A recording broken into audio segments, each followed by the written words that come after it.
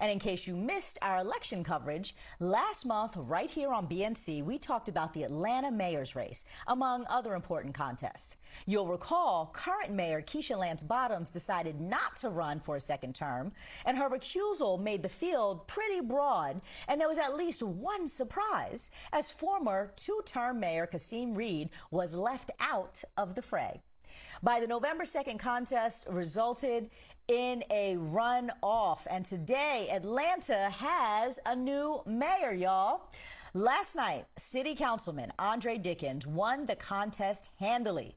Dickens bested Atlanta City Council President Felicia to become that city's next leader. He received 64% of the vote and Moore got 36%. That's a whop. Joining me now to discuss what Dickens' win means for the city is Wilborn P. Nobles, the third Atlanta City Hall journalist for the Atlanta Journal-Constitution. Wilborn, thank you so much for joining me tonight on Amplified. I want you to just start off, because you are down there, and talk to us about the nature of the race itself. In the general election, Andre Dickens faced low name recognition, and Felicia Moore edged him out by a pretty healthy margin. So what do you think accounts for his ability to pull a win and win this big? Yeah, well, thank you for having me, Aisha. First off, Mayor-elect Andre Dickens, he's a 47-year-old homegrown community leader, right?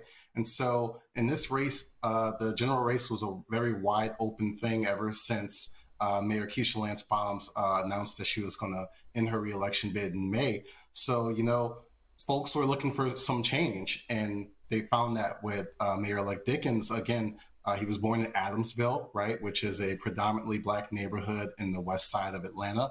And he's a first-generation college graduate from the Georgia Institute of Technology. So he received a chemical engineering degree over there. Folks know him as a deacon. He's a girl dad, right? And he's been a citywide council member for 8 years now. We're also talking about a guy who, in 2018, he co-founded a program that trains folks for jobs in the tech industry. And I think all of that contributes to why he won the runoff, because he is a relatively young guy and an inclusive visionary, frankly, with a likable personality. I wonder if the clear backing by outgoing Mayor Keisha Lance Bottoms helped him at all. Yeah, I mean, it certainly didn't hurt, right? I mean, so, our colleagues at the AJC, they did speak to some folks in the field during Election Day. And, we also spoke to some folks during our polling. The AJC commissioned 3 polls in September, October, and November for this race. And, a lot of people still like Mayor Keisha Lance Bottoms. She's a likable person. She has her own incredible story in the city. At the same time, there are some folks who decided not to vote for Dickens because he had that support from Mayor Bottoms. But clearly, I mean, this guy had more than 60% of the vote last night. So clearly, her support did help him in the end. Look, I got to ask the question that I know is on everybody's minds right now. His opponent seemingly made some comments that suggested that she might want to close the strip clubs down there in Atlanta. And whether it was taken out of context or she was dead serious or not, I know that I am up here in New York, and I got all the emails and the tweets and things about whether that was going to be a real thing. And so I wonder how some of the, of the other messaging and issues that came up might have played out in how lopsided, if you will, the outcome feels for those of us who are watching it, given how they entered into this runoff. Yeah, I just have to say, off top, I spoke to Council President Felicia Moore today.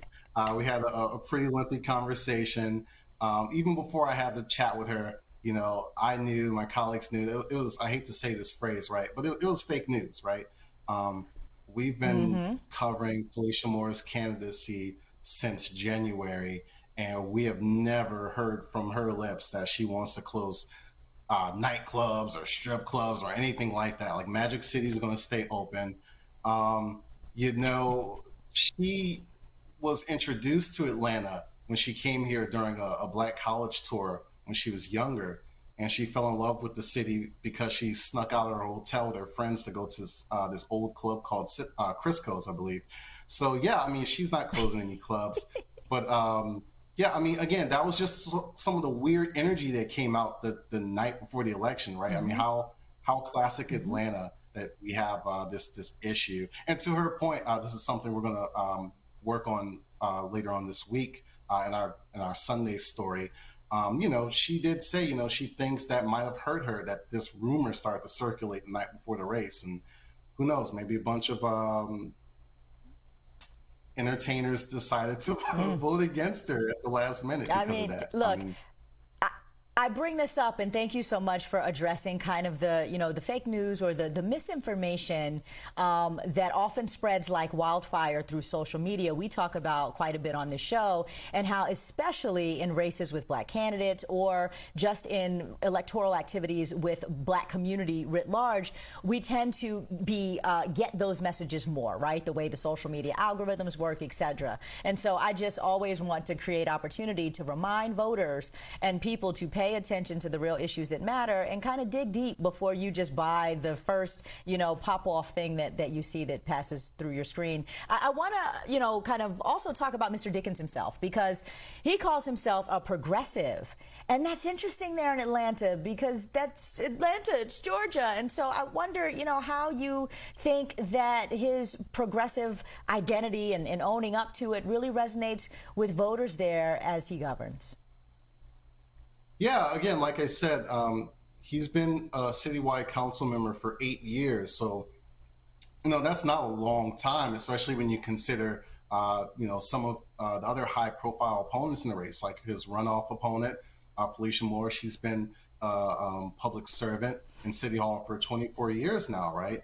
When you talk about former Mayor Kasim Reed, I mean, before he was mayor for 8 years, he was a statewide lawmaker for several years, right? So again, people were used to these leaders, and again, to your point, Mayor-elect Dickens did have a low name recognition, so he started to have this momentum, right? Especially when folks saw that he was going to be facing more in the runoff. A lot of people, myself included, we all assumed, oh, hey, Mr. Reed's going to be in a runoff, and Moore's probably going to go against him. And, you know, again, Dickens said, don't count me out, man. Dickens, even going back to 2013, when he faced an incumbent, you know, folks kind of painted him as an underdog, and yet he won, right? He won in 2013 against an incumbent. He got reelected for his seat on city council. And again, you know, he beat Mr. Reed by like around 600 votes. And last night, I mean, he just totally dominated the runoff. So again, because he's a young guy, he's got to do this.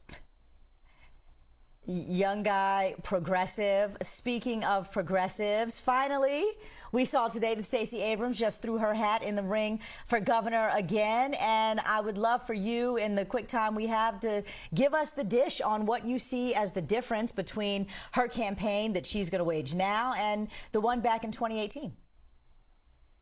Yeah. I mean, she's ready, right? When she lost in 2018, and she really battled hard against it because she felt like you know, something wasn't right there, right? And she called it an erosion of voting rights that was what, you know, contributed to her loss. And because of that, I mean, she went full force. They say hell hath no fury like a woman scorned, like a black woman scorned. I mean, she became this national icon, and she really contributed to what we saw in Georgia in all the elections thus far. So yeah, I mean, you know, the governor, Brian Kemp, he had this, like 15 or so minutes later, after we published our story, he just had this Twitter thread, and I'm like, was that saved in his drafts or something? What's going on? So all that to say, I think it's going to be a clash of the Titans, and it's going to be interesting to see how Governor Kemp is going to handle this while he's still getting some shade from the former president. Oh, my goodness, I just want to roll my eyes so hard when you consider him a Titan. But nonetheless, he is the sitting governor. Wilborn P. Nobles, the third Atlanta City Hall journalist at the Atlanta Journal-Constitution. Thank you so much for taking the time to come on Amplified and share all of your wisdom and everything you're reporting on the ground with us tonight. Appreciate you.